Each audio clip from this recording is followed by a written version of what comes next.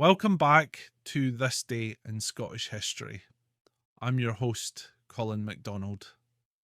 Today, we turn the clock back to the 7th of May, 1544, to a devastating chapter in Scotland's turbulent past, the Burning of Edinburgh during the campaign ominously known as the Rough Wooing. It was a time when royal marriages were weapons of war and diplomacy often rode in the saddle of destruction. If you'd like to explore more tales from our nation's rich and rugged past, visit my blog at bagtownclans.com/thisday. The link is in the description.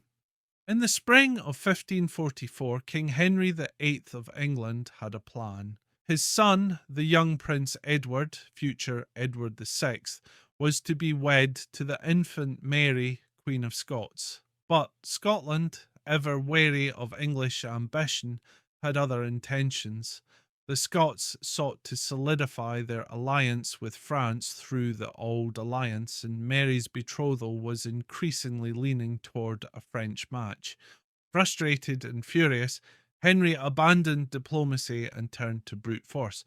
Thus began the campaign historians would later call the Rough Wooing, a name that does little to capture the ferocity and devastation it unleashed. Henry dispatched Edward Seymour, the Earl of Hertford, to deliver a fiery message to the Scots: bend to England's will or suffer the consequences. Hertford landed at Leith with a formidable English force on May 3rd. Within days, Edinburgh would burn. Leith, still a modest port town at the time, was swiftly overwhelmed. The English met little resistance there and used it as a staging ground. Then, on May 7th, Hertford's army advanced on Edinburgh itself. The capital, still ringed by its defensive walls, braced for an attack. But it was not a siege Hertford intended, it was terror. The English stormed the city, torch in hand, with orders to destroy, not to occupy. Edinburgh Castle, perched high on its volcanic crag, refused to yield. The garrison held firm, and the castle's cannons roared defiantly. But the town below, undefended, unprepared, was left to the mercy of the invaders.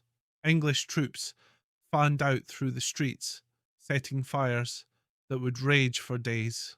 Holyrood Abbey, the seat of royal ceremonies and one of Scotland's most sacred places, was ransacked and burned. Homes, churches, libraries, and civic buildings were reduced to smouldering ruin.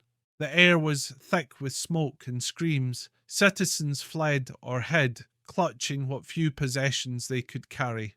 It was not simply military conquest, it was psychological warfare. Henry VIII sought to break Scotland's spirit, to force its leaders into submission through terror.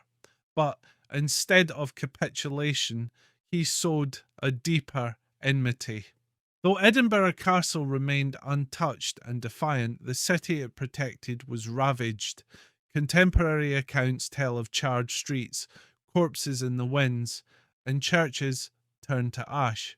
One English chronicler boasted that neither within the walls nor in the suburbs was left any house unburnt.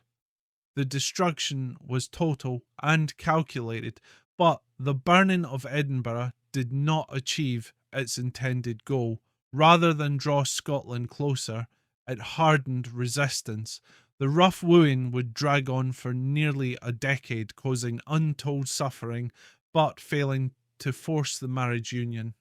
Eventually, Mary, Queen of Scots, would be betrothed to the Dauphin of France, and the flames Henry VIII had lit would continue to smoulder into future generations of conflict. Today, the ruins of Holyrood Abbey still whisper of that day, silent stone arches blackened by fire, standing witness to a time when kings sought to woo with war. Edinburgh would rise again, of course, resilient, defiant, scarred but unbroken. The spirit of the city, much like that of Scotland itself, was not so easily extinguished.